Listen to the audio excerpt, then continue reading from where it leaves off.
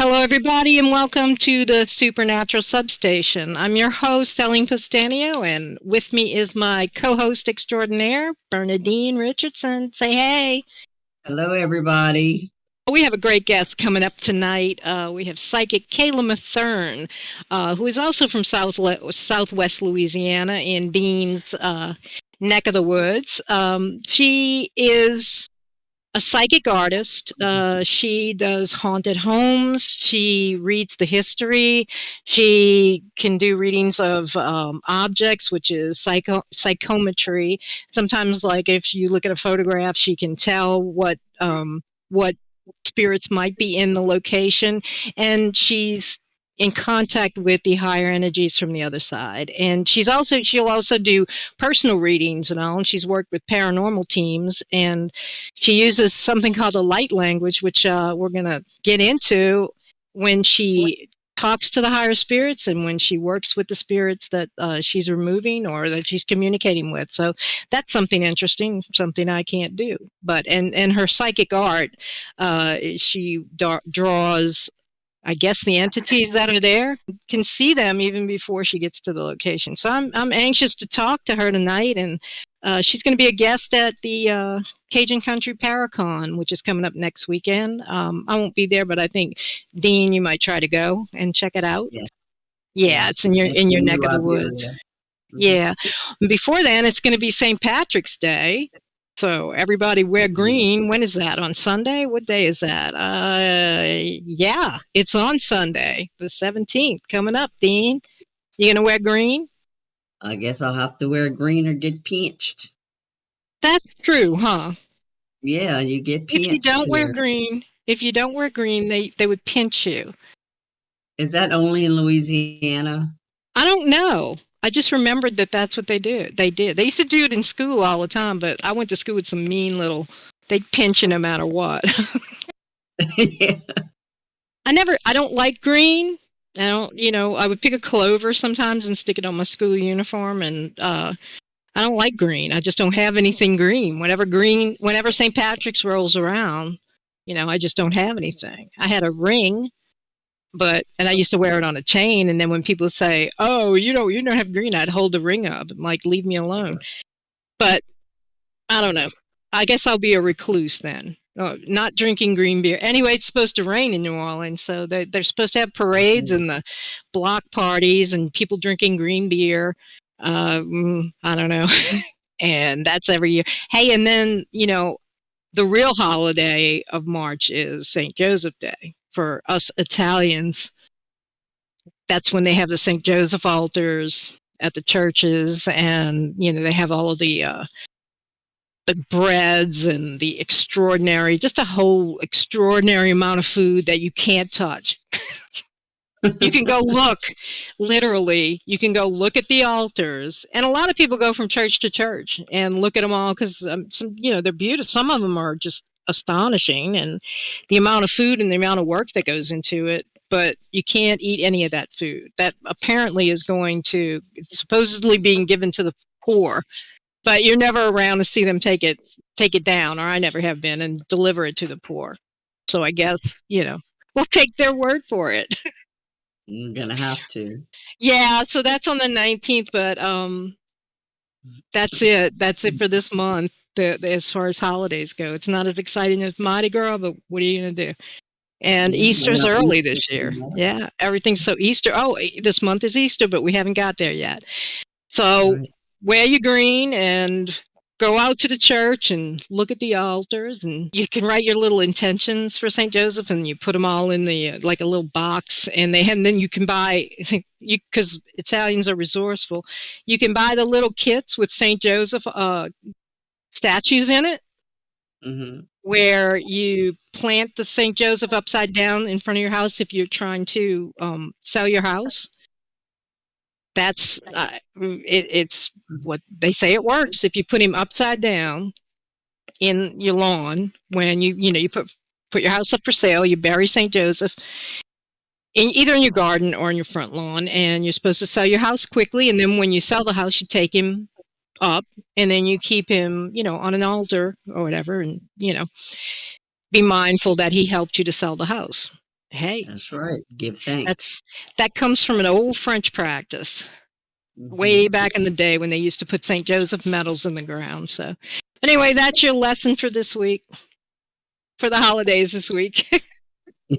That's your So, March lessons. that's your March. That's your third week March lesson. Be back next week for the next one now. So we're going to take a break, and we'll be back with Miss Kayla in just a little bit. So stay right there and join us when we return.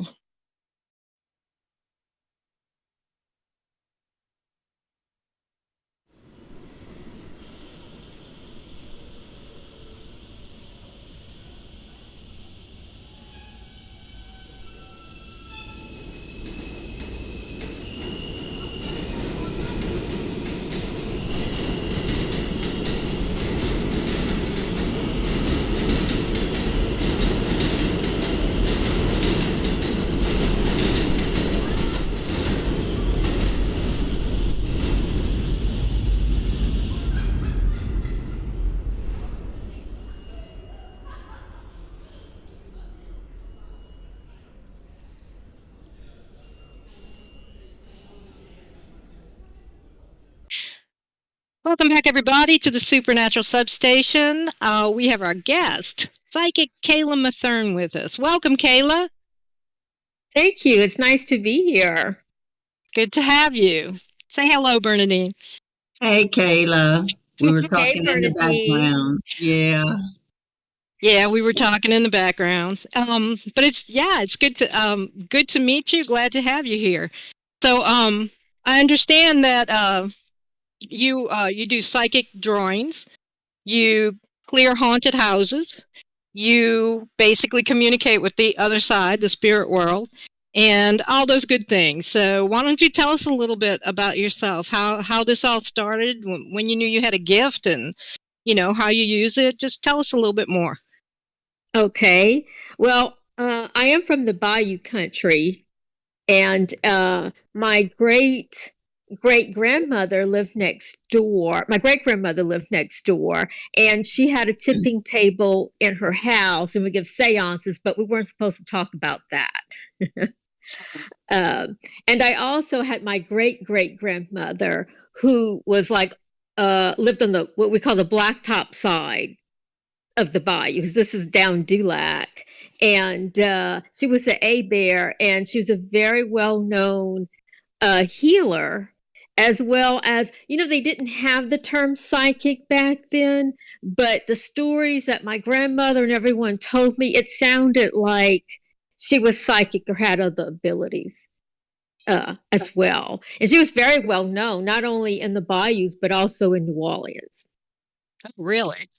Yes. So I think someone told me that she's written in some books at Nichols. So I've never What really was the checked. name?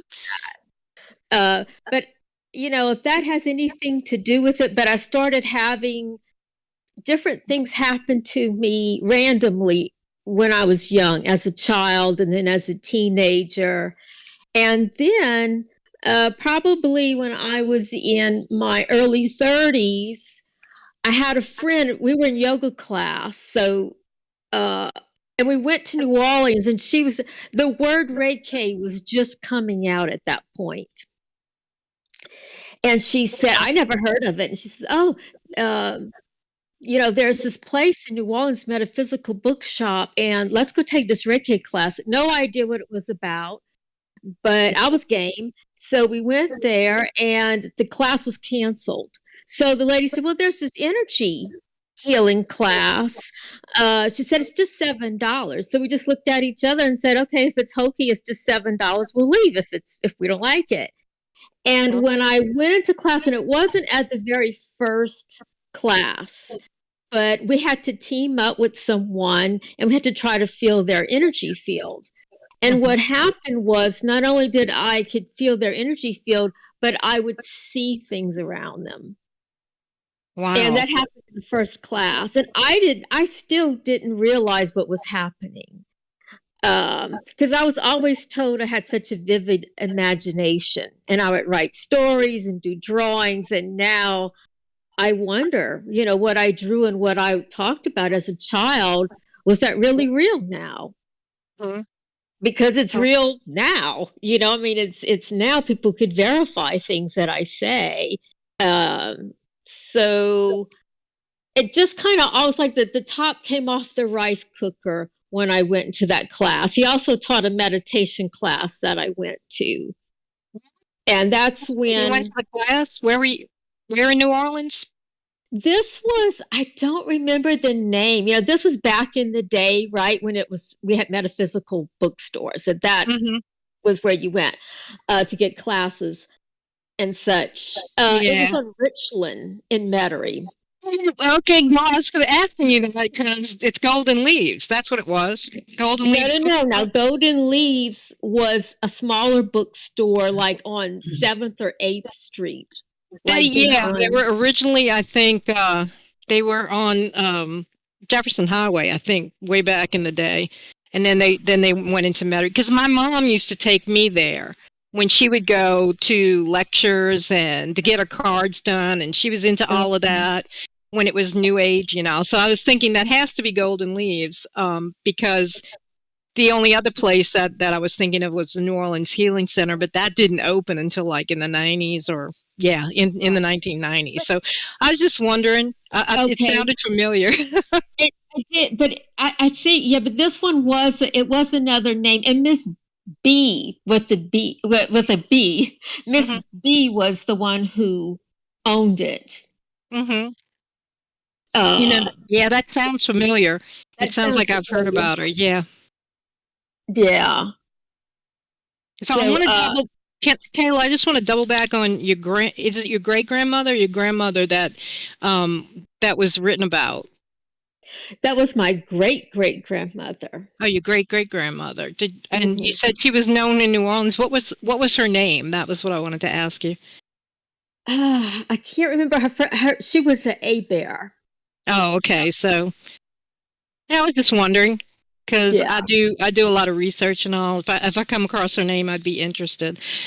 So, but go on. I was just asking you a Oh, couple of questions there. sure, sure. No, so anyway, that's when it really all happened, when I walked into that class. And Hmm. of course, as you know, once that happens, there's no going back, right? You have to move forward with it all. Your life Right. totally changes and totally turns upside down. And that was the start of it all.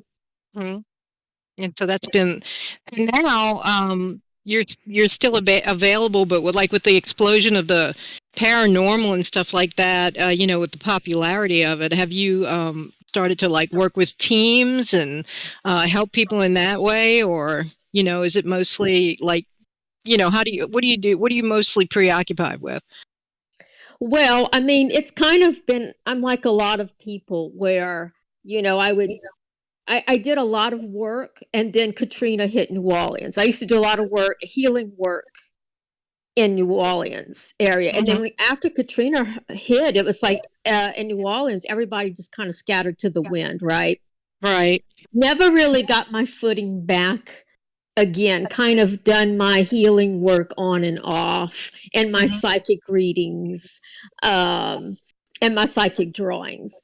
Hmm. So it's kind of I've been doing it sort of in and out, and now it's, yeah, as you're right, as it's becoming more popular, um, I'm starting to do more, and I've worked with Louisiana spirits. I recently moved to Patterson. And so that started me like on a new chapter of my life after another hurricane hit, when it hit Homa. Um, isn't that strange that, yeah, that I moved to Patterson, and then Louisiana Spirits was interested in me doing some investigations with their group. Hmm. And that's when I started going in houses and drawing what I see in different haunted homes and buildings. Hmm. And how has that Yeah, been? like in Abbeville, which I know Bernadine is from Abbeville. We went Yeah. Yes, to yeah. New Iberia. New Iberia's got a lot going on there. And of course, right here in Patterson, and even in the house that I live in right now, there's a lot going on. Is it haunted? Yeah. Oh, is it an old house? Yes. The house that I moved into was built around 1910, and it's right here on the river, on the Chafalaya River. And in fact, in our backyard is some Native American burial mounds that are right Ooh. along the river, right in my backyard too. So the Mhm. Old Spanish Trail also runs through our backyard. And we live right next door to Idlewild Plantation, that was on the Ghost of Morgan City, if y'all with Sarah Lemos.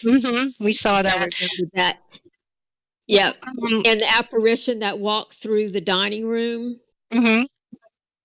at Idlewild Plantation. In fact, that house belongs to my boyfriend's mother, who was our neighbor. Oh, Yeah, Dean, you got some. Come so on in. you were on Jeremy Leonard's show, Goes to Morgan City? My boyfriend who is Captain Caviar, who Oh, is a swamp tour captain, and he's a storyteller. He tells a lot of ghost stories Mhm. and folklore and history of this area, as well as taking people deep into the cypress forests of the yeah. Chafalaya Basin. Well, I And met pirate Kayla. stories too. Yeah. Where was it, Kayla? In Thibodeau? I think it was in Thibodeau where I had met you and you did a reading for me. You were with what's his name? He's fixing to be on our show. Dakota Lawrence. Oh, You in Thibodeau. Oh yeah, that was a little psychic fair that actually I had a hand in putting on. And I can't remember his name either, but he's from Shreveport. He's a very good medium. Dakota Lawrence. Yes, that's Yeah. right. That's right.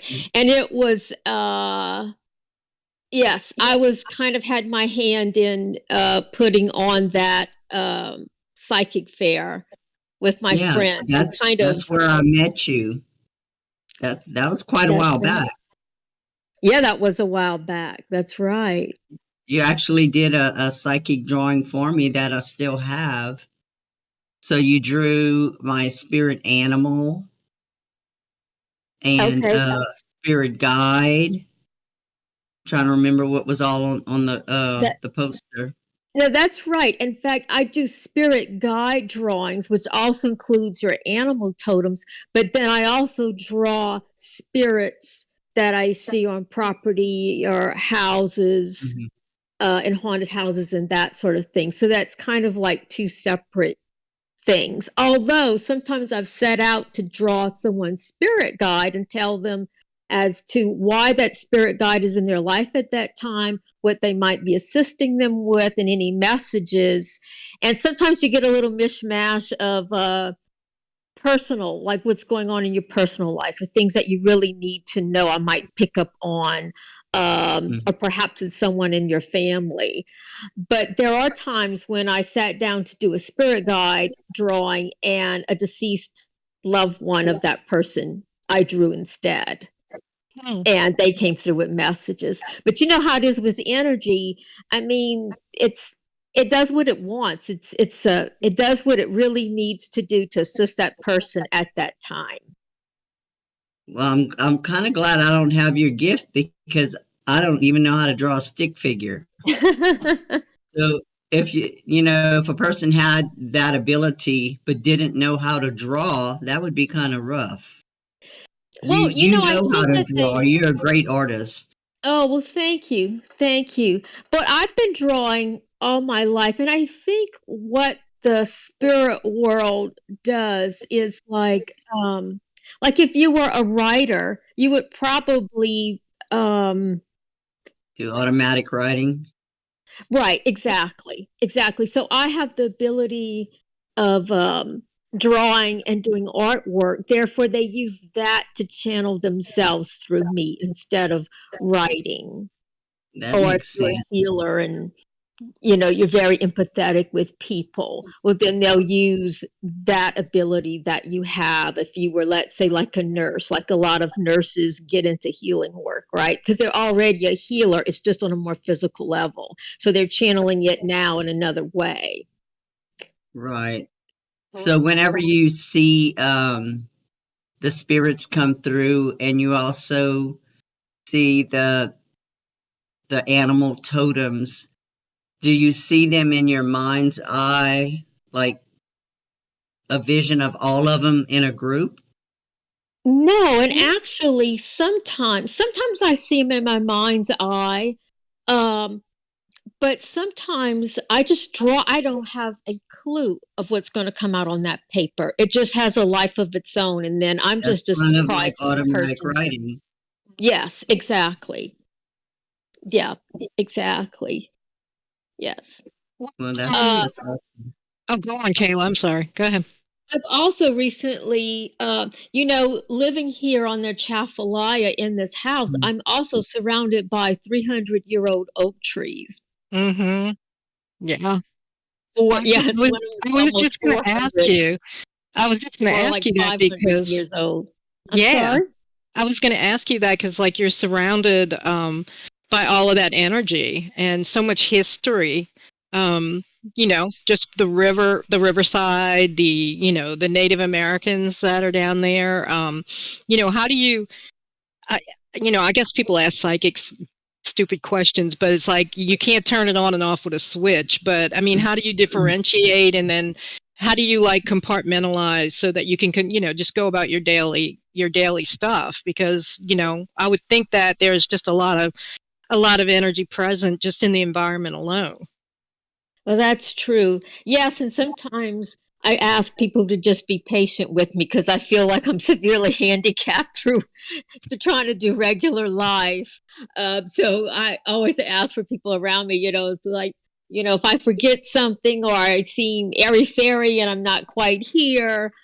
Um, but it's a challenge. It really is. And there's some, I try to turn it off and on. I can't say that that happens 100%, but, I do. And of course, with these trees here, that helps me ground.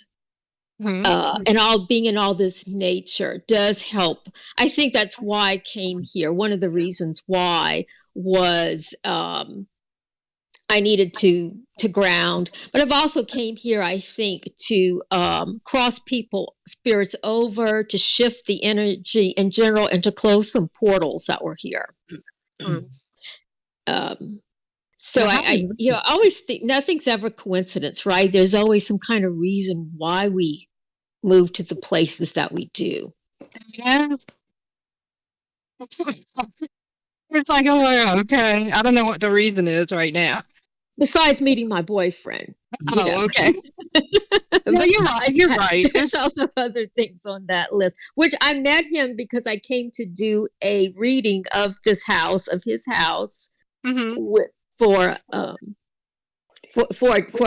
TV show, a cable show. Mm-hmm. And that's when I met Captain Caviar. Was a cameraman was coming to film the show here, and he knew me from years back, and he said, "We need a psychic medium to come read this house. Are you open to come and do that?" And I said, "Sure." And little did I know, I came here, and the captain and I kind of hit it off. So yeah. Yeah. And you didn't have any idea that was going to happen. Right, right. And of course, that led to me reading other beautiful historic haunted homes in this area, such as, and I don't know if you guys know about this, but the Steamboat Inn in Centerville, Mm-hmm. I which is haven't been I there. was asked by, are y'all familiar with that? With the No, I'm not. no, I oh haven't my heard of gosh, it's a beautiful inn on the riverside, and I was asked to read uh, the Steamboat Inn by the Searchers, who are very well known paranormal investigators on YouTube. Mm-hmm. And if you go to my YouTube channel and check out that, that's a very interesting walkthrough that I did Sure, for their definitely. show. I'm gonna check it out for And sure. It's called the Steamboat Inn, right? right. Okay. Yeah, okay. I'm gonna check it out. Okay. Yes, it was a very popular video on my YouTube channel. It got over 2,000 views. Is that in Wow. Patterson? The Now that's Steamboat in Inn? Centerville, which is a little further Interview. down the road off of Highway 182. Oh, So okay. it's just a little further down the river than where I'm at. And Is it that's very haunted? Was it a positive experience, or was there negative energy, or it's a little bit of both. And by the way, what I do before I even go there, I draw all of my drawings of the spirits I see in the house, and I take notes about them before I go. oh, So really? all I know is I have a photograph that I look at, and then I connect to the energy of that Mm-hmm. place. And so when I went there, I came with my drawings. Mm-hmm. I'll start with the upstairs.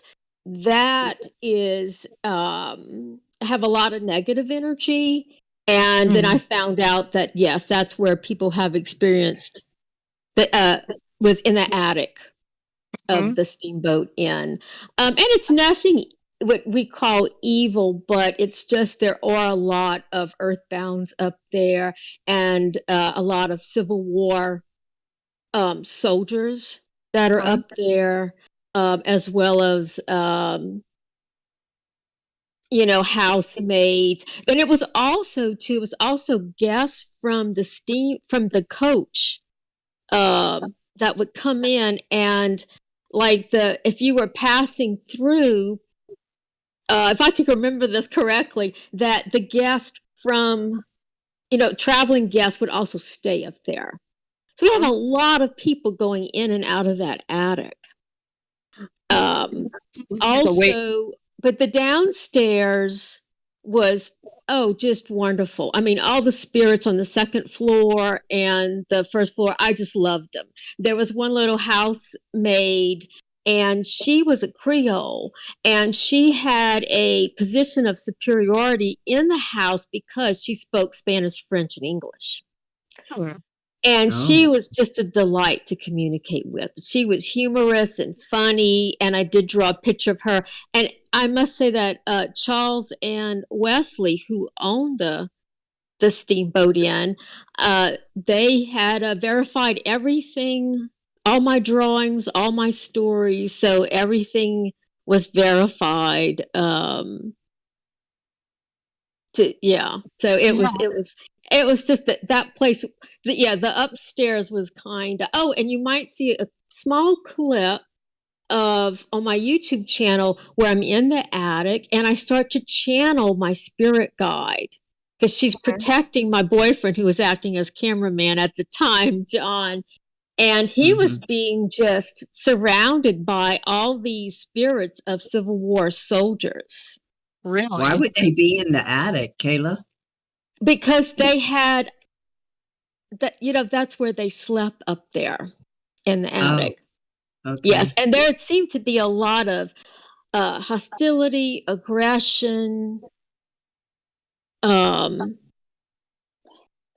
and like people who were like recouping from injuries due to the war, like head Is the attic injuries. that big I'm to hold a sorry. Yeah. lot of people? Is the attic that big to Yeah. hold a lot of people?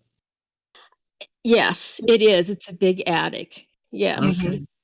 Yes. So Wow. what I did was I channeled my spirit guide and I speak in her language. I've been speaking in her language for over 30 years now. Which is what language? It's I call it light language. It's a higher vibrational language. Oh, tell us more about that. Well, let me just get one sip of water. Okay. Yes. So, okay, when when I was talking about how I went to those classes in Mhm. Metairie, Yeah. and luckily I had a teacher who knew exactly what was going on. Okay, he was very well seasoned in everything, and he looked like a biker with tattoos. And he was psychic as all get out. Like, you look at him, you would never think that, right? Mhm.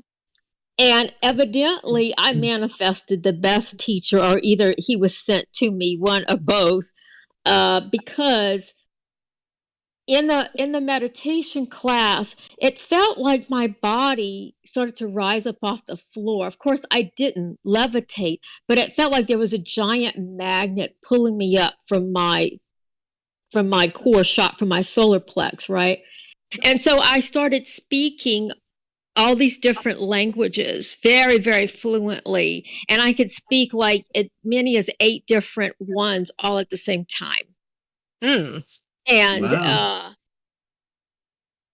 you know, now, so this was, oh my gosh, this had to be, I go according to how old my nephew is. So he's, I want Mhm. to say close to 30 years old, 30 Uh-huh. years ago. Yeah. That this happened.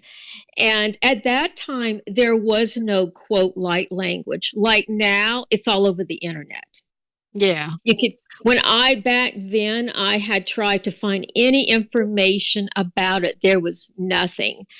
It took years, and then I found 2 ladies in Australia who spoke all these different light languages like I do. And you could also, a lot of people write it.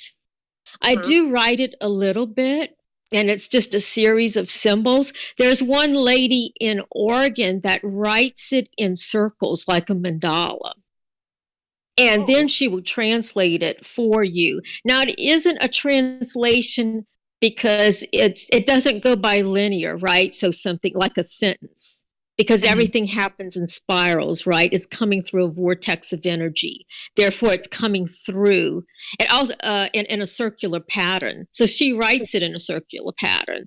It's also has a lot to do with your feelings, so it isn't like a literal translation, because there's feelings that come with the translation. But I do Sorry. my own brand of healing energy through this language, and I make hand symbols, but I could also write it. And I could translate some of it, but again, it's through my perception of things, which we're all kind of limited. This is on some higher level. Um, and so I've been doing this type of energy healing for as long as I could speak it. It's like as soon as I learned how to, as soon as I started channeling this language, it wasn't long afterwards that somebody was just sitting in front of me, and I knew there was something physically wrong with them, and just started channeling this language around them. And it also encompasses, I see it in my head as though the body's mapped out in these Yeah. symbols. Mhm. And so I do a lot of extractions on people, clear their auric field, and then I pull in, it's almost like cords. So if you Mhm. have a knot, I undo the knot, I pull it out, and then I reweave light threads back in. And I do this through this language. So that's basically it. Mm. I see. And you have your spirit guides. Some people think that all spirits are good spirits. And I noticed in your bio you said that, most of the higher spirit guides are they convey peace and tranquility and but there are negative spirits out there, right? I mean, that you've encountered Oh, just sure. yeah. Absolutely. So when did you? Yes. Well, I mean, when did you know begin to know your spirit guide? And on the second part of the question, what would tell us a little bit about how maybe that protects you from some of the negative energies. Most people understand spirit guides as guides, I guess, and almost like guardian angels, right? Well, they have different functions. Like the ones that I channel a whole team that just do the energy work, and the ones that I speak their languages. And then sometimes it's just like if you were doing surgery on someone, they would, they're going to usher in a specialist. You need an eye specialist. Well, my team will usher in someone differently that'll tackle that particular thing. And then there are guides that are here for protection. And most of them are not fluffy. And, because most people think of an angel coming down to protect you. Right. And I have a lot of badass guides because I need a lot of protection. Yeah, but angels are not what people think they are. Right. So people might think they're kind of scary, right? Yeah. Because they need to be, they're not going to send you someone, they're going to come in and look like some kind of big Viking dude, right? Coming to protect you. Right. All right with me. But they feel, you could tell the difference too. It's like, you could just tell, like it feels good. Mm-hmm. And it feels protective. And sometimes you feel like there is like you resonate with this being. Mm-hmm. I think you said your spirit guide, though, your main spirit guide is a she? Is it a female, or did I misunderstand that? Okay, I'm trying to put my volume up a little bit. Okay. Well, one of my, yes. I have different tiered levels of them. We all do. So, it's just like if you were to have, let's say, your aunt, let's say that she was a really good person and she went to the other side, and now she's at a higher vibrational level that she can, let's say, help you heal people or find missing people. But then you have another guide, and some of the people call these ascended masters. So you have that level, but there are also levels in between too. So it goes across, it's like a vibratory scale. Literally, that's what it is. And so you can channel some at different levels that do different purposes. And also you have to climb up in frequency, because there are times when I've gotten sick by channeling higher guides simply because I have a lot of toxins in my body. And so think about that, like you're channeling something of a higher vibration, and you're vibrating at a lower level because you've got toxins, or you got a bad attitude, you've been depressed or something.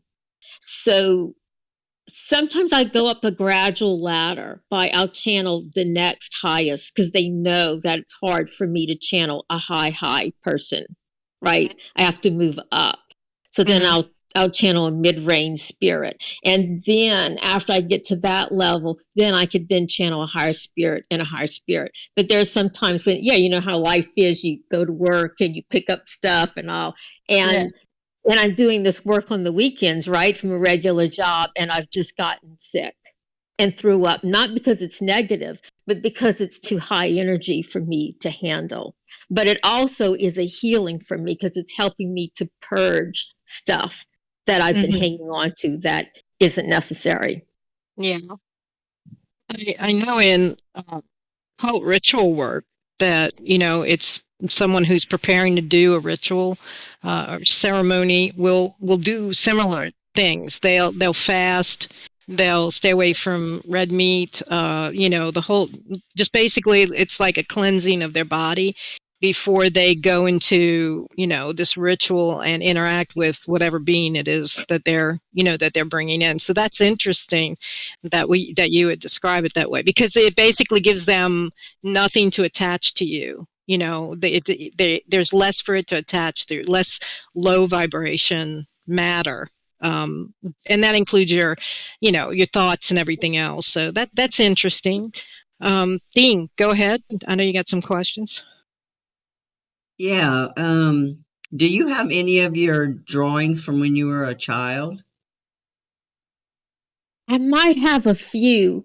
I have to. You're Because asking you said you were because drawing a lot as a child, but you didn't understand, if it was spirits or whatever that you were drawing back then, I, like you understand it now. right. I'd have to go through my things that are all packed away, but I think I'll just give you this little story of I think I was channeling spirit guides or my higher selves at a very young age. And that is, like I said, I grew up down the bayou in back of my grandparents' house. And we had a big pecan tree. And I loved that tree. I just loved it. I'm a tree lover till today. And there are different little stories. I used to talk about the tree having 1,000 eyes and could see everything. Um, of course, this is a child's interpretation. But when my grandmother decided to cut down that pecan tree, I just was so upset. And I remember it like started really pouring down raining. And I had I remember the strawberry shortcake umbrella, like a clear bubble one. And Yeah. I danced on the stump and cried in the rain. And I danced and I sang a song. And then as an adult, I was watching, something on the Discovery Channel about shamans in the rainforest. And there was this shaman dancing in the rain and crying and singing on the stump of a tree that was cut down in the rainforest. Oh, wow. So could I have channeled when I was even young? Yes, sure. Yeah. I wanted to ask you also, oh yeah, aren't you a traitor also? A Well, Reiki healer, a Bayou healer? I mean, like my grandmother used to take me to one. And like I said, my great great grandmother was one. And also my great uncle was also a very well known healer. I forgot to include him. But I was asked to be on Swamp Mysteries with Troy Landry recently. Hmm. And I referred to myself as a modern traitor. Mhm. But I guess I had to, and they wanted somebody who was authentic. So I was like, well, I'm a healer and I've been doing healing work for almost 30 years now. And that's what I told them about my ancestry. So, and I've lived on the bayou all of my life. So I thought I had, they took me. They said, okay, you've got good credentials. You could be on the Swamp Mystery Show. So I just dubbed myself as a modern traitor for Yeah. the show. But do Um, you actually like try to heal people through Reiki? You said something about I Reiki. don't, I've never learned Reiki. I just do this type of light language um, healing, that I've been doing all for years. Although John and I, my boyfriend and I, are taking a tuning fork classes right now. Uh, Oh, yes, yeah, we're doing that. But no, I never did. I never did take a healing class. It's just what I was told at the beginning. And this came from my teacher, the teacher that I talked about earlier, who looked like the with the motorcycle jacket and the tattoos. Uh, he suggested that I don't do anything for as long as possible, reading books or taking classes, because he said it's evident that you're channeling, your guides are teaching you everything, and learn that, and don't let anything like interfere with that. And I Oh, think yeah. he was right, because it took me, it's like it went through its process. that's wild. That's definitely wild. Um, I forgot what I was going to say. Some of the let me ask this: do you like assist, or have you experienced possessions in people that have you helped heal that? Have you been called in for that, or you're basically, just like, I guess, demonic possession, but then there's attachments too that, that can be attached to people, to their aura and all. So do you work on that too? Sure. Yeah. You have any Yes. stories? Oh gosh. Yeah. I got a lot of them. I bet you do. Yeah. Oh yeah. I've been initiated, so as a way of putting it. And I very at the deep end, like right away. Like I want to say I wasn't even a couple of weeks into channeling, and suddenly I'd asked my teacher that. I said, why am I a magnet for the worst case scenarios when it comes to healing work? I mean, I had everything. Every time I answered the phone, it was something that somebody was going through that was very dark. And he said, because you can. That was his answer to that, because you can deal with it. Of course, I didn't exactly agree with him at the time. I mean, it was like, really? From a biker dude. Yeah. Because you can. Because you can. Yeah. I'm trying to, I had some really bad ones that I never talk about. I don't want to bring energy or attention to it. So there's and some of them that were really, really bad. And of course, they deal with people's personal lives too. But yeah, people have dabbled into dark magic and then they want to get out of it. Mm-hmm. I've done a couple of those. Believe people who have alcoholism will have entities, spirit people attached to them.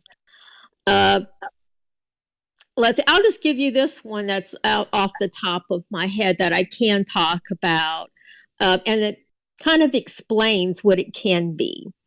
And I had this one man, and he was suffering from alcoholism, and I did my channeled energy session with him. And suddenly the room started to feel, so as I was doing the energy work on him, the room started to fill with black smoke. I didn't see this in my head, because a lot of times I see stuff in my head.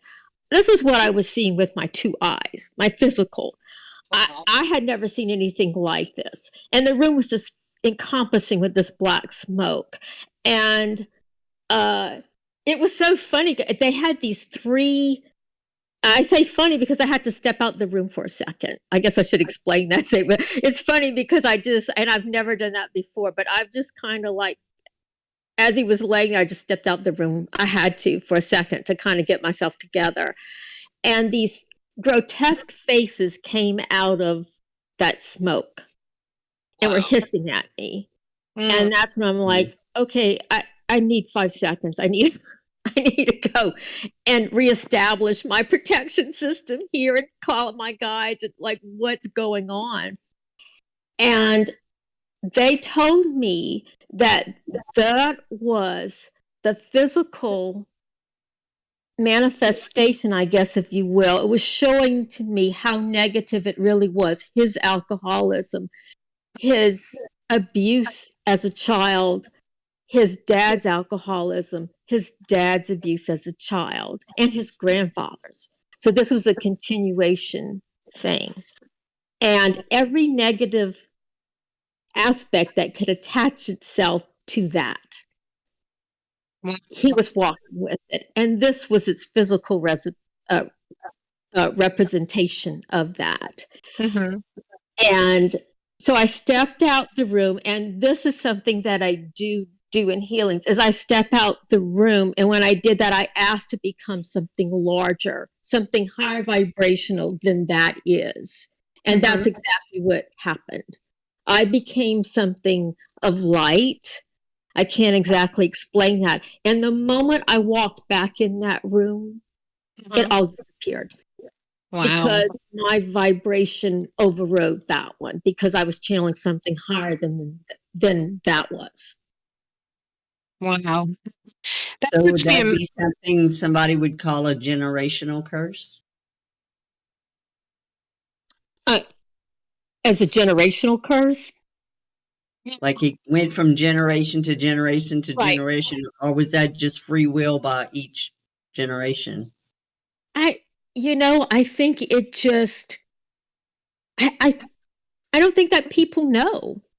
I don't think that people look at it that way. So they're just walking around carrying all this energy. And maybe there's a part of them that feels like they have to. Sometimes people feel they carry that with them on every level, whether it be mental, physical, energy wise, they just carry it all with them. It comes down to them. But I never looked at it that way. I guess that could be a generational Like curse. one attachment that went to the next person, and then the next person Right. down It the acts as line. a host for that. But I think that people are just clueless. They just don't know about all of this. All right. Right. The description of a generational curse. It doesn't necessarily have to have been a curse that was put on somebody. It's the free will, that someone along the way did something to attach these entities and these spirits to themselves. Alcoholism, drugs, murder. And this comes back to like the sins of the father. From the Bible, the biblical quote, "The sins of the father." It's like what has been done, and it perpetuates itself into the generations that follow it. It would fit that these entities would continue to go on and feed on new generations, That's which right. there's all kind of ways, I guess, to get it. Sorry, you may hear my dog bark. To get rid of it, I mean, obviously, I wanted to ask you. This leads me to that. Well, first, I wanted to say, Dean, you remember we did an investigation, Kayla, in the French Quarter, in the St. Peter Guest House is what it was called at the time, and it was a rock star from the 70s and 80s who had died there, Johnny Thunder, and he was a heroin addict. And he died there of a heroin overdose in the room we were in. We were in the room that had happened. And Dean, she did all of her usual stuff, took pictures. We had some stuff happen, some kind of weird stuff, and it wasn't any, like, oh, we see something in the room or anything like that. But we could feel that it was going on. Then in the photographs, Dean, I think you remember this. Dean caught a picture of a demon in the television. The television was off, so in the reflection of the TV, she caught this demon, this entity. And after we did the investigation, the girl that had let us go in there, that we had arranged things with, she told us that whatever this thing was left that room and was tormenting people in other rooms now. And you remember that, Dean? You have the Yes. photos and everything, and Yes. it was in what I basically explained it as is the manifestation of the addiction. The Yes. addiction, the addiction itself is a demon, and Yes. so that's what I told. I didn't tell the girl, well, we let a demon loose in your. I was like, oh, I don't know what happened. I mean, but it's in the French Quarter, so they probably had stuff going on anyway. And when you get in there and you start churning it up, other stuff happens. But it's possible because Johnny, um, Johnny Thunders basically passed on while we were there because we were trying to help with that by calling in his girlfriend. It's a it's a long thing, but anyway, a girlfriend from his past who had died. We were within the window of like a couple of maybe 6 weeks of her having passed. So she came through on EVP. He came through, and there was a real feeling that he was able to go from that place and not be held there by the demon. And so without that, that tether, the demon left and probably found somebody else on Bourbon Street, to go attach itself to. But that's my understanding of it anyway. That this addiction, takes this form. It begins to coalesce and become an entity, and it can plague families forever. But remember, Dean, you had the pictures of that, and that was Yes, I one of the saw things that that. yeah, because Right. I mean, yeah, and he had died of the overdose, and they didn't find him right away, and just stuff, Oh. and Right. He had a lot of other problems and all, but he basically and he thought he was coming here to die too. And there were quotes, people that he had told that it wasn't like I'm going to go kill myself, but if he's going to die anywhere, he said it would be New Orleans, and he did. So Wow. but Wow. yeah, that's an experience we have, and people don't think about that a lot. That these things become, it's like shadow entities too. A lot of people talk about shadow entities and Yes. say it's a ghost, and it is not. It's not an average. It's not just your ghost. And they give them names and they take pictures with them and all this other stuff. And I'm like, that thing manifests out of you and your environmental energy, your energy. This thing comes to life, and it's a mimic of you, but it is, it's a fearful entity that just comes. It builds off of your energy and whatever's going on in the environment. So usually they're found in like negative. We got a lot of negativity going on. People are arguing, fighting, and this is over years and years. So it's the same thing. That's true. It's separate than the personality that I call sometimes the spirit, like of that guy, would be the personality. Right, the spirit personality. Mm-hmm. Right, and then that's separate from. I don't use the D word. I call it the D word simply because when I'm going on investigations and I never forget, someone said demon.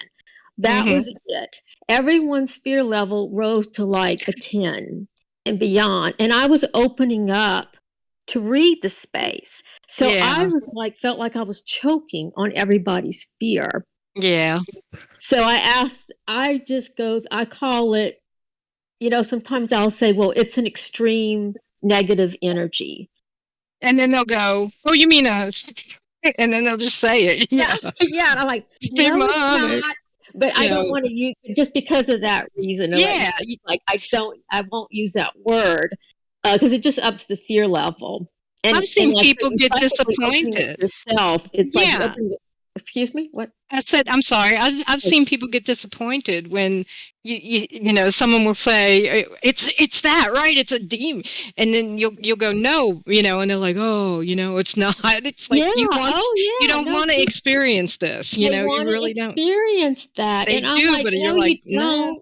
Mm-hmm. As if you would, you're probably barfing up your guts in the front yard. Who wants to feel sick? That's sick my take on it.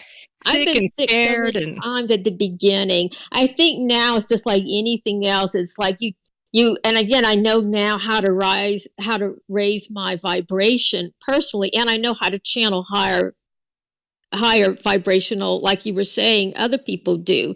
They have to prepare to do that. Right. That's another thing that they don't think about a lot, when they go and it's all about excitement, I guess. And they always love a place where they think satanic magic has been, or black magic has been practiced, or I don't know why, because it's foul. If it really was, satanic, it's a foul place, and it leaves its traces forever, but somehow or another, Dean and I used to talk about this all the time, about like on Ghost Adventures and all, where it's demonic, it's like, and half the time it wasn't even real, first of all, or maybe more than half.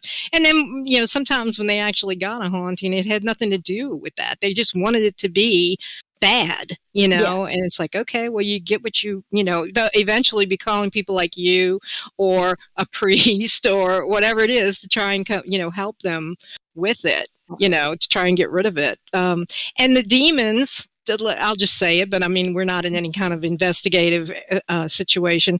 They just do what they do. People misunderstand me when I say this, but they just are what they are. If you encounter them, you're going to have a negative experience because they're negative. But it isn't like they go and become negative and come to scare you.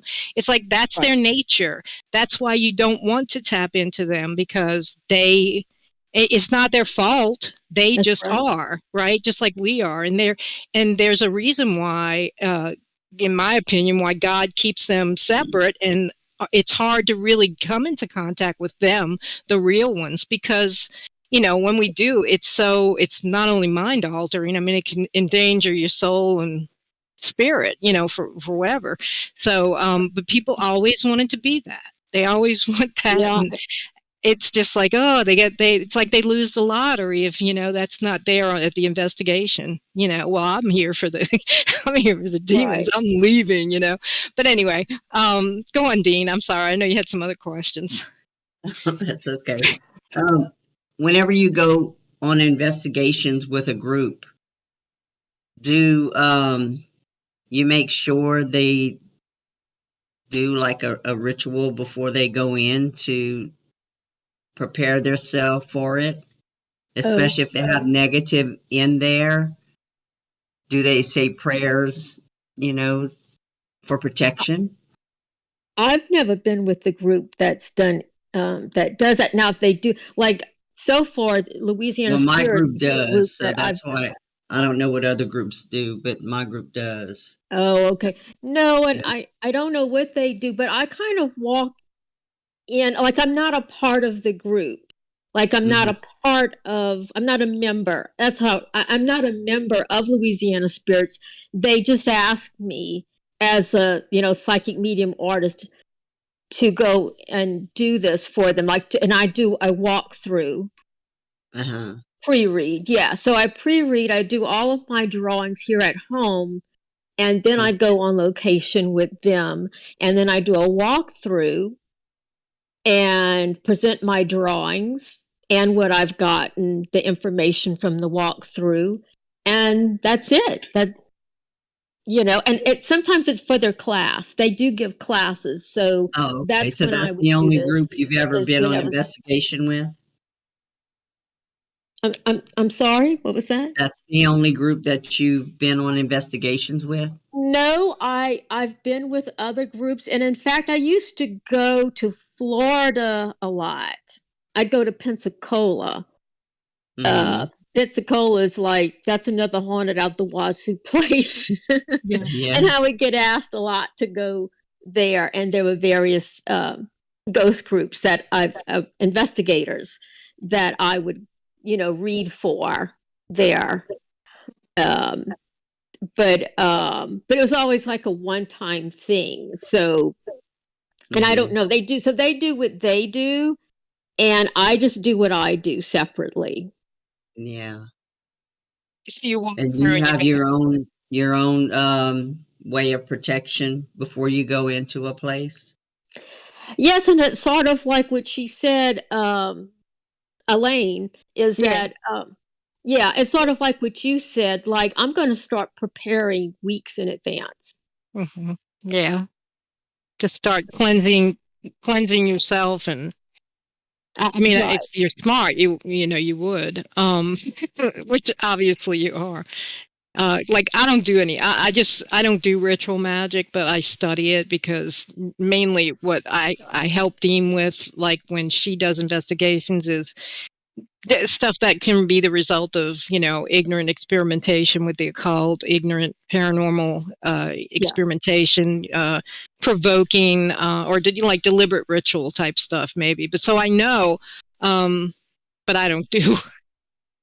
Right. No, Believe me, I've come even if I across. did, yeah, I Right. wouldn't do. Not Right. demonic. I don't want that. That is, there are stories, there are terrible stories Oh of yeah. what's happened to people from, just those ceremonial rituals. Everybody wants to, and I don't understand that. They always, I guess it's a teen angst thing that if you don't get over it, you can, you can get a real speed bump where you become interested in the black arts. So everybody kind of goes through, somebody's got the Satanic Bible, and they all go, and it's different now from when I grew up. Like if you had the book, somebody kept it at their house, and they would go look at, And I mean, I grew up in New Orleans, so everybody was doing voodoo and doing whatever. You were constantly.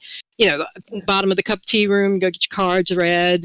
Jackson Square is always full of psychics, so called, and tarot readers and all this stuff. So it was always like right there. But I think I've experienced where they just want to go through it, and as teens, like they want to be as angsty and dark and edgy as possible. But some of them get caught, really.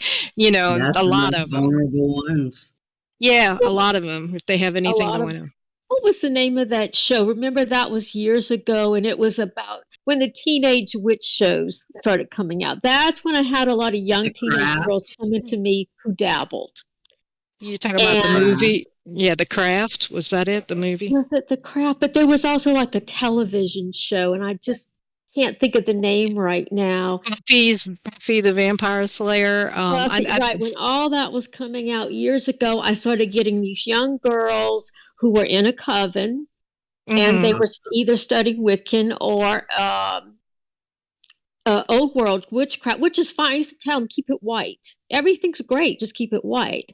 mhm. But then when they ever would have to cross, like you said, exactly that, it was like, I'm badass now. Look at this. Yeah, Look what I yeah, can do. And then they would yeah, come to me, and I had to put a stop to it where I said, because, I said, no, I'm not going to, you have to be responsible for your own actions in life. yeah. I'm not going to bail you out. You're going to have to bail yourself out. Yeah, So, some of them don't. Some of them can't, and they get lifelong attachments. And like I said, we go through those little phases and we leave them behind. But the craft movies like that, let's just say Hollywood, and this is kind of like belaboring the point. They just glorify everything. Everything is this demon, that legion, and Lucifer and the supernatural.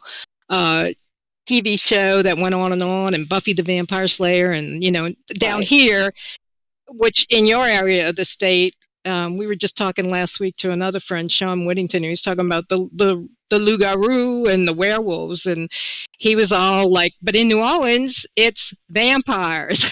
That's It's like true. Yes. everybody wants Werewolf. to be a vampire, and they think it's like, some dead aristocrat that crawls out of a coffin every day and, fixes his cuffs like Lestat and, And he's goes out and, handsome like Brad Pitt. yeah, or, I preferred Tom Cruise, but Tom no, they were that at that point when they made that movie, they were all gorgeous. I mean, that Yes, was yes, that's true. Tom Cruise, Brad Pitt, and Antonio Banderas was like, oh, okay, this was like, yeah, everybody who doesn't want to be a vampire now, but you're not going to meet Brad Pitt. And vampires are people laugh, and they're not like, they're not Edward Cullen from Twilight. They're not Lestat. They're not Brad. And I don't understand the romance of it because and probably this as well, they really do exist. Energy vampires, ritual practitioners who cheat death, basically. They prepare themselves years in advance to survive the death process as long as they can as a spirit. So these things are real, and they have to be destroyed. A werewolf you can drive off, ghosts you can pass on, or you can live with them. Demons even you can get rid of and keep them away, but vampires have to be annihilated out of existence, or they'll keep going. So it's it I don't know why these people love to the I don't understand the allure of it. I really don't. This blood sucking. Then you get the ones though, oh, I drink blood. Yeah, I have a condition. I need blood. No, you don't. You read a novel and you want to act like Louis, or whatever it is. No, you don't. Not really. If you did, you'd be on iron pills, or you'd be at what is it, the plasma distribution center. I can't. There's so many people like that in New Orleans, and it's just I don't know. I guess it's a sticky right. wicket with me because I would never want to be a vampire. It's just not something that I would choose to be. That no. Well, and that's happened to what's happened to me when we think about the white complexion, or like you said, draining of blood is the draining of energy is Right. what happens. And I call one time I was working on someone who was into ritual magic, and meaning I was doing some energy work on them, and it wasn't, like sometimes I've noticed, like I guess I should say this first. I've never ever gotten sick or picked up anything while I'm channeling my spirit guides. And I think it's because I am encompassing them, right? I am them in that moment. I'm channeling them and they're higher vibration, so it can't come in. When Right. I've gotten sick or picked up stuff is when I'm doing psychic readings, because I think it's more me. It's more my personality. I have to talk. It takes, right? I have to be Kayla. I have to Right. be more Kayla to do that. And it seems like when I'm doing those readings and I'm more Kayla, that's when I've gotten sick. So I think this Mm. was like, I picked this up when I was doing a psychic reading or for someone, and I knew it. They smell a certain way to me. That's Um, interesting. yeah, I can smell, like people smell roses, right? Mhm. Or Yeah. perfume of a spirit being. But I've been around people and who've dabbled in dark magic or ritual magic, and they have a certain smell. So I knew this person was into this. I think they had wrote several books about magical practices, because this is when I was in New York, in Mm. upstate New York at the time. And I felt like I called it, what it felt like was every ritual felt like a piece of thread being wound into a ball, Wow. and the ball hit me. That's what I A called rubber it, the band ball. negative. That's what I said. The negative energy ball hit me. Mhm. And everyone around, they didn't know what was going on. A lot of this, and that's what you were saying, Hollywood, it's internal. Mhm. So if you could have a projector so you could see what's really happening inside of me and in the room and with that person, then it would really be interesting. But Right. otherwise, it doesn't look very interesting from the outside. But everyone said that suddenly, that met me after that was done, said that it looked like all the blood drained out my body. I Mm. was Mhm. white and I felt extremely weak. Yeah. Yeah. So there you go. That's it's like an energy vampire. Well, it wasn't one person, it was his ritual magic that hit Right. me. Right. And describing it as a ball of manifestation, basically. That's what it was. It manifested into, he didn't know it, or, and you didn't know it until you tapped into it, but it was forming a physical manifestation. And that was it, that basically attacked you. So, yeah, That's right. people wait. I don't know what they want from y'all, like real psychics. It's like, yeah, I don't know what they want. Maybe they want, like in Poltergeist, the little lady. I can't remember what her real name. They want that, crossover children. No, it's like, no, it's not that. Like a real psychic can sit there for, like 10-minute stretch, just tapping into something in total silence. And it's true. And like, it's like if you could put a projector in your head, we could see what was going on and what you were doing. So it's kind of like the whole paranormal investigative thing. It's boring. And I mean that No, you're it is. It boring, is. but You always said we that. can't share that with you, and everybody's there waiting, and it's like, but oh, she's not doing anything. She doesn't know what she's doing. Da, da, da, da. You get all of that, and the same thing as watching cameras at a paranormal investigation, right, Dean? I mean, I would sit there and just Yeah. and eat and gain weight and watch people looking like owls and eyes moving around, and I mean, it's just so I just don't, I can't do that either, but it's similar with true psychics. It's true. Because And I think that being a psychic artist, I have to say, I think that's why Louisiana Spirits and their classes were interested, thought the class was interesting when I was there, because I Mhm. came with all my drawings. So Yeah. and all of my notes. So it's sort of like bringing, well, we did more historic, um, right, more historic haunted buildings. So, but it's like bringing history to life and the spirits to life, Right. with Exactly. that. And You I have something refuse. I don't tangible. really draw anything dark. I refuse to draw like really dark stuff. Again, I just don't want to. Well, that's good. I don't Yeah, want to give it any kind of attention. I don't want to bring it any energy. exactly. Yeah, and give it a shape or form.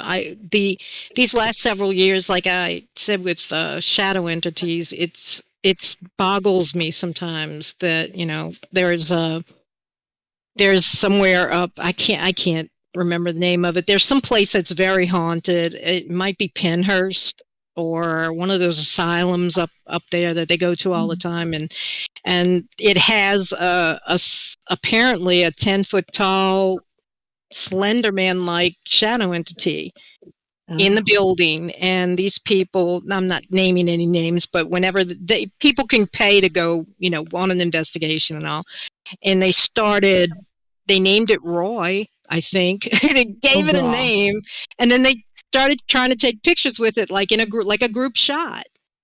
I'm like, good grief. Okay, maybe Roy might decide he don't like the empty asylum and go home with you one of these days, and then Roy's in your house, and you have to call a paranormal team and a psychic to get them out. It's astonishing to me, Right. but that's just me griping about it. I'm not psychic. I'm not at all. I'm a little intuitive.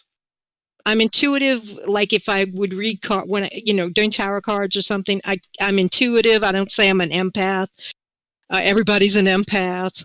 All of a sudden, after somebody on TV said I'm an empath, now there's millions of empaths and sensitives. But I'm not. I can get intuitive with the symbols on the card, and that's it. And I don't want to be like that. I don't want to see anything, Kayla, right? You don't want to see anything. I don't want to see that. I don't want a ball of energy, black ball of energy thrown at me. Another thing, and it's true. I'm glad you brought that up. Illness and sickness, and like extended illnesses, and people in malaise, and they just don't know why. A lot of times, it's something like that, right? And they may be somebody who has never. They just passed somewhere, or they were just in a place and they picked up something, and it just, right then they get a painful knee, or their foot hurts, or whatever. That's why at the beginning we were asking you, like, what do you do to protect yourself, and how do you know the spirits are your spirits that are coming through you? But you could tell. I mean, you just know. And again, it's like all my spirits normally, like even my guides, or of course when I'm doing a spirit guide drawing, but even when I'm just doing a psychic reading, like a personal one for someone, a lot of times people will leave and say, wow, I feel so much better. And that's a big indication. You feel better. They feel better. Because again, it's a higher elevation. It's a higher vibration. It's a higher resonance of frequency that we're dealing with, So that's how, it's how does it feel? Because it could look like a fish and smell like a fish, but if it doesn't feel like a fish, it probably isn't.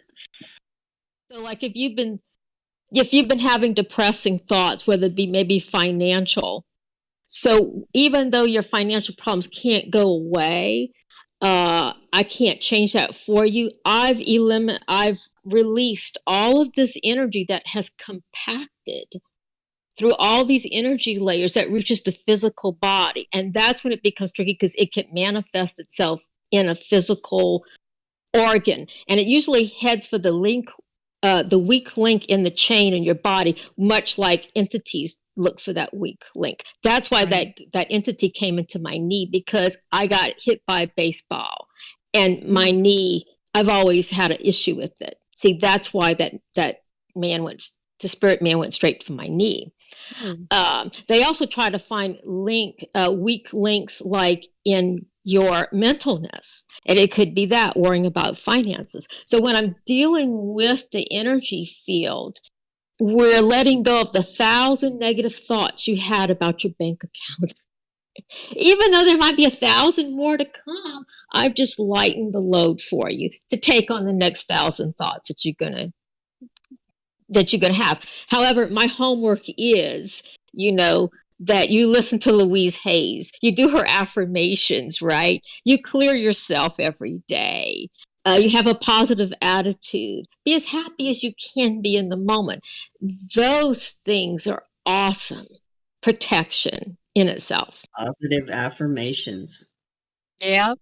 Who is Louise Hayes? I haven't heard of her. Oh, she's Oh my goodness, she's passed now, but she Be like, safe. I carry around her book of affirmations. It's all Hmm.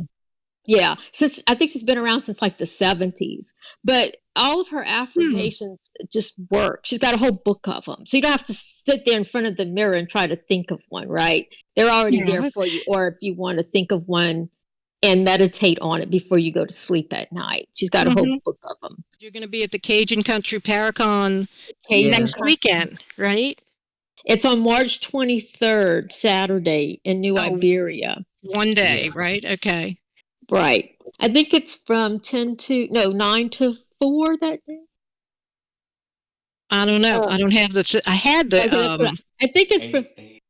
Oh, it's 8, but okay, it's 8 to 4, I believe. You might, if somebody wants to come, they might want to Google that and check it. yeah, Check the times. Cajun Country Paracon. I had saved it along with your bio. Excuse me. It's all day. It's in New Iberia. They're going to have other guests. I think Dave Schrader's headlining. That's right. Yeah, so it's paranormal peeps who want to go. Leonard, Yeah. Jeremy And Leonard, Misty, and Sarah Lemos will be there, and they'll be. In fact, I think who I was talking about from the Steamboat Inn, um, they will also be there, Mhm. and they have also, sold out, but they're going to be selling tickets at the door. Oh, yeah, okay. So you're going to go, Dean? I'm going to try. Yes. Yeah. I'm going to Yeah, they try. have Steve Schrader, uh, Shane Pittman, and Josh Purvis from the Holzer Files.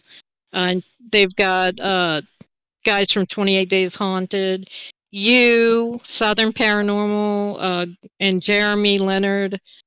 Yeah, it's in New Iberia.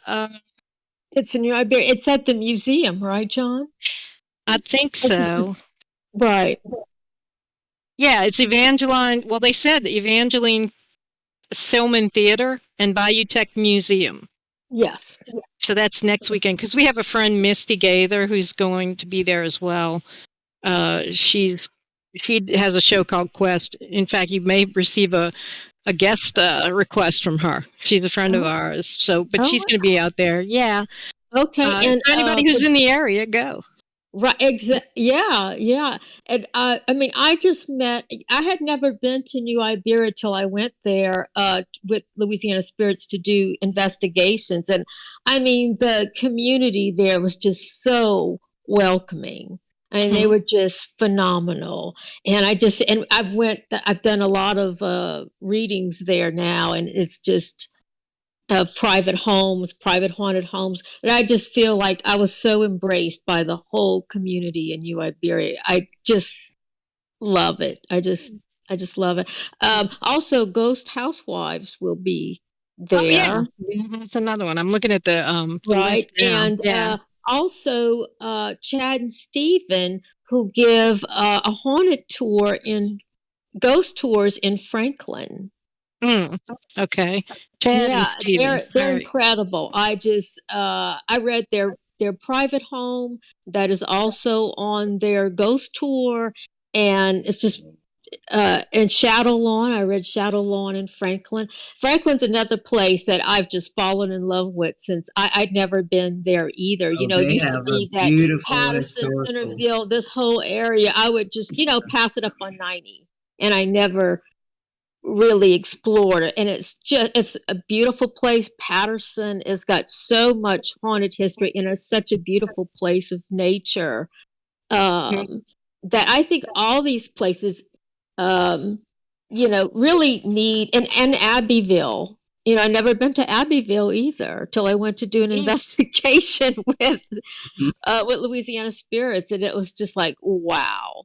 It's our mhm. And I city really think that hall. we need to put all these towns on the map, and it needs to be it's beauty and its haunted history that is just phenomenal, So you're which going to is. be at the Cajun Paracon. When do you have a lecture that you're going to do, or basically what are you going to be doing there throughout the day? Well, I will be available to do personal spirit guide drawings, mini sessions Uh-huh. that I'll be doing and I will have some of my tree spirit art that is made from driftwood right here in the Chafalaya Basin in my Wow. backyard. Oh, wow. Some very interesting pieces. That's awesome. And yeah. So come on out. Go on out and see you. Y'all come. Yes, absolutely. Come out and see me. Well, we wish Yes. you a lot of success there, and I appreciate you being our guest, and I'm anxious to meet you too one day. Maybe I'll Oh, come out there, Dean. yes, Yeah. yes. Y'all come right here, right to Captain Caviar Swamp Tours. That's where I'm at. Captain Caviar. Yeah. That's great.